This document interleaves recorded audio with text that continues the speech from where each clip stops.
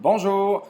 Dans cette vidéo, je vous montre comment calculer les différents indicateurs du marché du travail et pour ce faire, on va utiliser l'information que je vous ai présentée dans la dernière vidéo, c'est-à-dire celle où on divisait en fait la population du Canada en l'occurrence, en différentes catégories. C'est avec ces catégories que vous voyez ici qu'on va pouvoir calculer les différents indicateurs.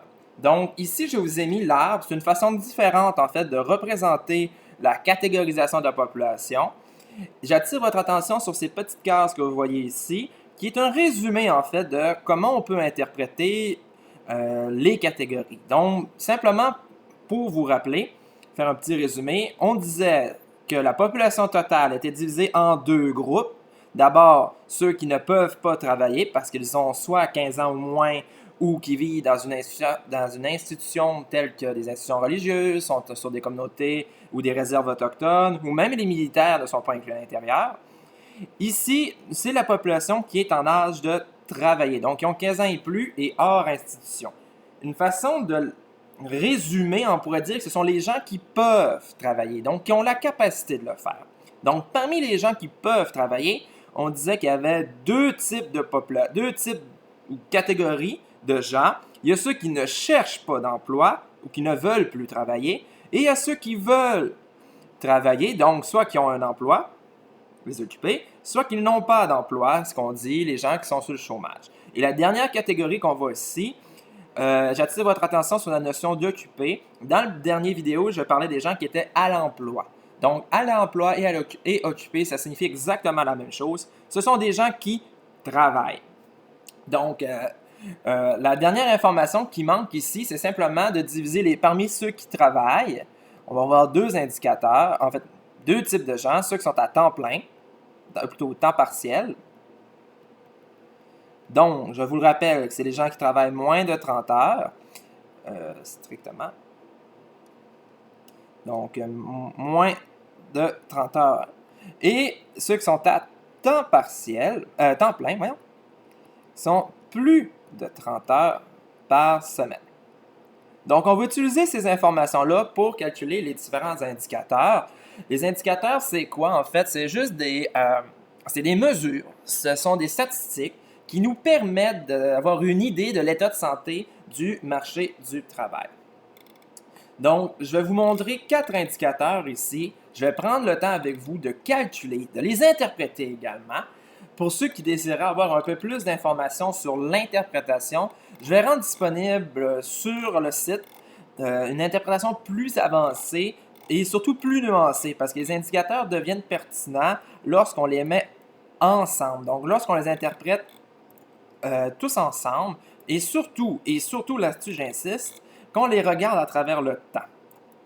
Mais avant d'en arriver là, il faut d'abord savoir comment les calculer.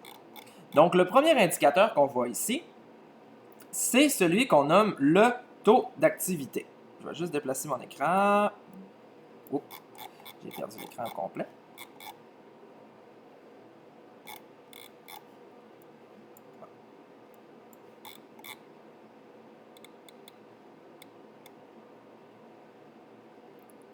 Voilà. Donc, le premier indicateur qu'on va calculer se nomme le taux d'activité. Ici, en fait, ce que vous voyez, les informations, donc pour ceux qui n'ont pas écouté la dernière vidéo, pas la peine, en fait, vous retrouvez l'information à l'intérieur du tableau. Petit rappel, on disait que dans la population du Canada, il y a 100 individus qui se divisent de la manière suivante. On en avait 20 qui ne peuvent pas travailler, 80 qui peuvent. Parmi les gens qui peuvent travailler, on en a 70 qui veulent, 10 qui ne veulent pas. Et parmi les 70 qui veulent travailler, vous en avez effectivement 60 qui ont réussi à trouver un emploi et vous en avez 10 qui n'ont pas réussi à trouver un emploi. Donc, le taux d'activité. Le taux d'activité, lui, ce qu'il fait, c'est qu'il va nous renseigner, nous informe de parmi les gens qui peuvent travailler,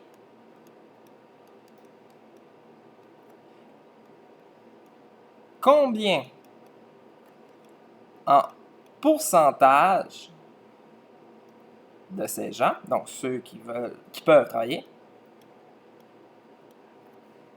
veulent travailler.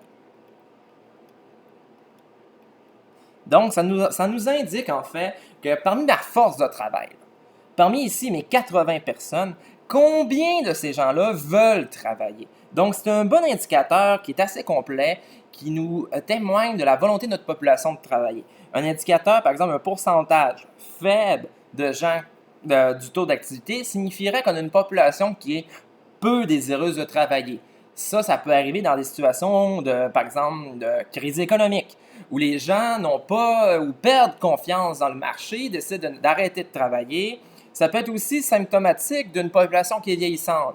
Donc, très peu de nouvelles personnes arrivent sur le marché du travail et au même moment, on a un grand nombre de personnes qui partent à leur retraite. Donc, le taux d'activité se calcule de la manière suivante. Donc, c'est une formule qui va prendre le nombre de gens de la population active divisé par la population en âge de travailler. Évidemment, vous faites fois 100 parce que c'est un pourcentage, il ne faut pas oublier. Donc, pour être certain qu'on comprenne bien, ici en jaune, c'est ma population en âge de travailler. Donc, ce qu'on va trouver, c'est ici. Et ce que je vais vous mettre en bleu poudre, c'est la population active. Donc, c'est ici. Donc, ce ratio de cette catégorie de gens divisé par cette catégorie. Donc, c'est-à-dire combien de gens veulent travailler parmi ceux qui peuvent travailler. Donc, pour compléter l'exemple, le calcul, ce qu'on pourrait faire, c'est simplement de dire 70 divisé par 80. Donc, 70 divisé par 80 fois 100, dans ce cas-ci, va me donner 87,50% ou 87,50. Ça, c'est mon taux d'activité. Donc, une façon d'interpréter ce taux, c'est de dire que j'ai 87,50% des gens parmi ceux qui peuvent travailler, qui veulent travailler. Donc, ma force de travail, là, j'ai 87,5% des gens qui veulent travailler. Donc, c'est quand même un bon chiffre. Tu as 70 personnes sur 80 qui veulent un travail. Tu en as 10 là-dedans qui ne veulent pas. Maintenant, parmi les 10, c'est probablement des retraités, c'est des gens qui se sont retirés eux-mêmes du marché du travail pour toutes sortes de raisons qui leur est propre. Donc, c'est de dire que, en résumé, parmi les gens qui peuvent travailler, j'en ai 70 qui veulent travailler, donc 87,50% des gens. Donc, voici pour le taux d'activité. Le deuxième taux qu'on va voir, c'est celui qu'on nomme le taux d'emploi. Le taux d'emploi, quant à lui, va représenter parmi mes gens qui peuvent travailler, combien ont réussi effectivement à se trouver un travail. Donc, ça nous renseigne sur la capacité de notre force du travail à se trouver effectivement un emploi. Donc, je réécris ici. Ça nous indique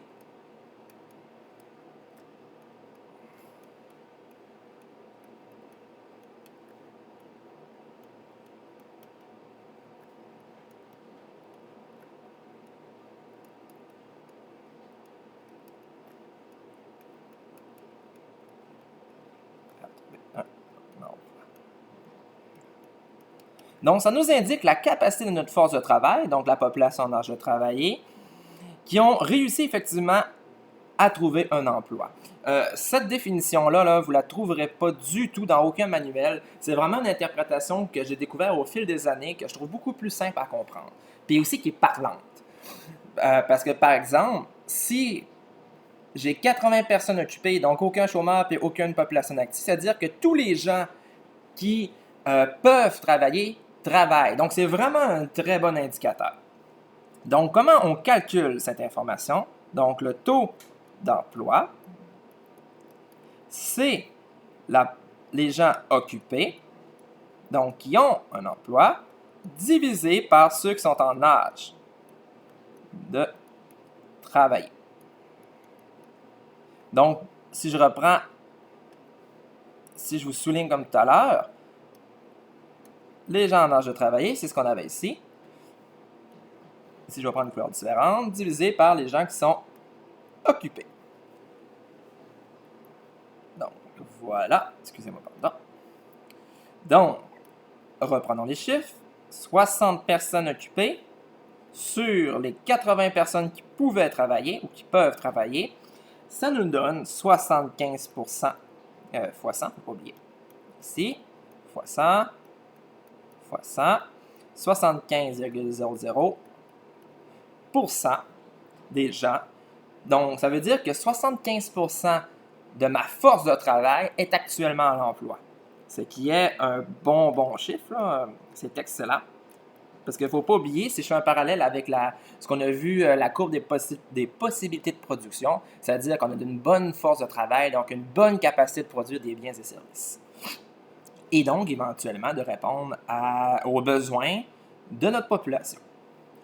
Donc, voici, si je résume, le taux d'emploi, ça représente la capacité de notre force de travail, donc les gens qui peuvent travailler, à se trouver effectivement un emploi. Plus le taux est élevé, plus c'est une bonne nouvelle, parce que dans un cas extrême où tous nos gens sont occupés, donc tous ceux qui peuvent travailler travaillent, ben on aura un indicateur qui serait de 100%. Ici, on va passer au troisième indicateur, qui est celui qui est le plus souvent présenté dans les médias, qui est le taux de chômage. Mais ici, il faut faire attention, le taux de chômage, c'est un bon indicateur. Ben, c'est un indicateur, mais ce n'est pas le meilleur. Donc, je vous place attention, puis je vais vous montrer dans une autre vidéo pourquoi ce n'est pas un bon indicateur nécessairement, ou plutôt c'est un indicateur qu'il faut nuancer.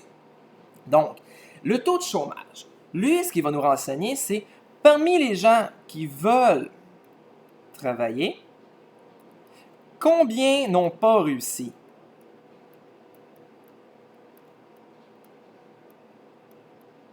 Donc, c'est différent des derniers indicateurs. Je vais juste le remarquer ici pour être certain. Le taux de chômage nous indique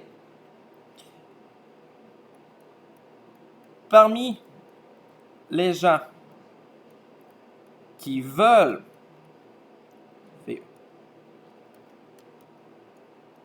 travailler, virgule, combien n'ont pas trouvé d'emploi. Donc ça, c'est un indicateur qui va nous renseigner sur la facilité d'accès à un emploi sur le marché. Donc, par exemple, si j'ai 70 personnes dans ce cas-ci qui veulent un emploi, puis j'en ai 10 qui ne réussissent pas à se trouver un emploi, ici, on ne parle pas des assistés sociaux, là, du tout. C'est vraiment vous, par exemple, qui finissez vos études, qui allez sur le marché du travail, puis des fois, peut-être après 6 mois, 8 mois, 9 mois, malgré que vous ayez envoyé des CV, fait des appels, participé à des regroupements d'entrepreneurs, vous n'avez toujours pas réussi de trouver un emploi. Donc, on va dire que les conditions du marché ne sont pas propices à l'emploi. Donc, le taux de chômage, comment se calcule-t-il? Ben, on va prendre la population qu'on dit de chômeurs, donc ceux qui n'ont pas trouvé d'emploi, divisé, puis là, attention, par la population active et non par la population en âge de travailler. Faites attention, les erreurs viennent surtout, et je le répète, surtout de du changement ici de dénominateur. Donc, ici, on va prendre la population active et ici, on va prendre les chômeurs qu'on voit ici. Donc, c'est pour ça que je vous disais en début de vidéo, et même je vais le répéter à plusieurs occasions, faites-vous un schéma de ce type-là. C'est tellement plus facile après à calculer. Là. Ça facilite beaucoup l'interprétation aussi parce que ça parle de lui-même. Donc, il ne faut pas oublier de faire x 100. Je reprends les données qui sont ici, qui sont de 10 chômeurs parmi une population de 70 personnes qui veulent un emploi. Il ne faut pas oublier le x 100 ici. Ça donne effectivement 14,29% des gens qui n'ont pas réussi à se trouver un emploi, malgré le fait qu'ils voulaient se trouver un emploi. Donc, ça, c'est le taux de chômage. Indicateur très, très populaire. Parlant aussi, évidemment, ici, contrairement aux deux autres indicateurs où plus le pourcentage est élevé, plus c'est une bonne nouvelle. Ici, plus le pourcentage est élevé, en général, moins c'est une bonne nouvelle. Parce que dans un cas extrême où tu aurais 70 chômeurs parmi une population active de 70, ça voudrait dire que parmi les 70 personnes qui veulent travailler, aucune n'ont réussi à se trouver un emploi. Ce qui n'est vraiment pas une bonne nouvelle en soi. Donc, ici, nous avons on vient de calculer le taux de chômage. En résumé, ce sont les gens dans le fond, c'est parmi les gens qui veulent un emploi, combien en pourcentage n'en ont pas trouvé. Donc, à faire attention ici, on ne prend plus la population d'âge de travailler, mais plutôt la population active. Bon, maintenant ici, le dernier indicateur qu'on voit plus rarement, c'est le taux d'emploi à temps partiel de la population. Donc ici, je vais juste compléter l'information. Je vais dire que j'ai 10 personnes. Voilà. J'ai 10 personnes qui vont être à temps partiel. Et 50, oui, la différence, donc 60 moins 10, 50, sont à temps plein. Donc, cet indicateur-là, lui, va nous renseigner sur le pourcentage des gens qui travaillent, qui sont avec temps, ils sont à temps partiel. Donc, quel est l'intérêt de calculer cet indicateur? En fait, c'est que ça va nous renseigner sur la dynamique du marché du travail. Parce que dans les faits, il peut arriver que le taux de chômage diminue. C'est déjà arrivé, le taux de chômage va diminuer. Par exemple, au lieu d'avoir 10 chômeurs, on va descendre à 5. Donc, ce qui va nous dire que parmi les gens qui sont occupés, 5 de plus ont trouvé un travail. Mais là, il faut faire attention. Ça se peut qu'au lieu de créer un poste à temps plein, on a, par exemple, un poste de 30 heures, on en a créé 5 à 6 heures. Donc, ceux qui ont réussi à se trouver. Donc, ça nous indique que lequel d'entre les deux vous croyez qui est le meilleur. Personnellement, moi, je préfère travailler à 30 heures semaine. Donc, oui, le taux de chômage a un peu moins baissé, puis le taux d'occupation, oui, le taux d'occupation a un petit peu monté, mais pas beaucoup. Mais au moins, l'emploi qui est fourni de qualité versus où on a des situations comme par exemple aux États-Unis où, oui, le taux de chômage a diminué, mais ça s'est fait au détriment de la qualité de l'emploi. C'est-à-dire qu'au lieu de créer un poste à temps plein, on en a créé plusieurs à temps partiel parce qu'on n'était plus en mesure de rémunérer ou du moins de fournir une quantité suffisante de travail. Donc, ça nous renseigne sur la qualité des emplois qui sont occupés. Donc, le calcul. Le taux, lui, je vais l'appeler le taux d'emploi à temps partiel, le TETP, taux d'emploi à temps partiel. Donc, le taux, juste pour pas que j'ai à réécrire le tout, le TETP, c'est les gens occupés divisé par, puis là je ne vais juste pas me tromper, divisé par, occupé, ouais, excusez-moi, je recommence, c'est une erreur. Ça va être les emplois à temps partiel, voilà, j'ai eu un blanc de mémoire, les emplois à temps partiel divisé par la population occupée, fois 100, toujours. Donc ici, je reprends le même procédure que tout à l'heure. Je vais changer de couleur pour être certain qu'on ne se trompe pas. Ma base maintenant, c'est les gens qui sont occupés. Et ici, je vais prendre les gens à temps partiel. Donc, si on poursuit avec le calcul que nous avions tout à l'heure, on va dire qu'on a 10 personnes qui sont à temps partiel, divisé par 60% de gens qui sont, 60 personnes qui sont à l'emploi, fois 100.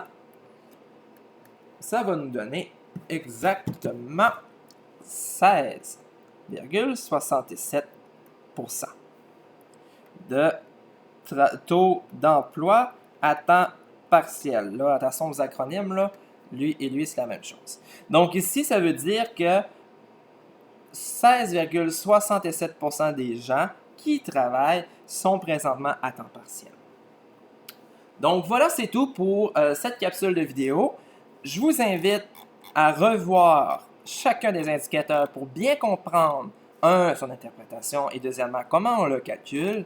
Et surtout, ce qui est important, faites les exercices que je vous ai mis en ligne pour être certain d'être bien en mesure de calculer les indicateurs.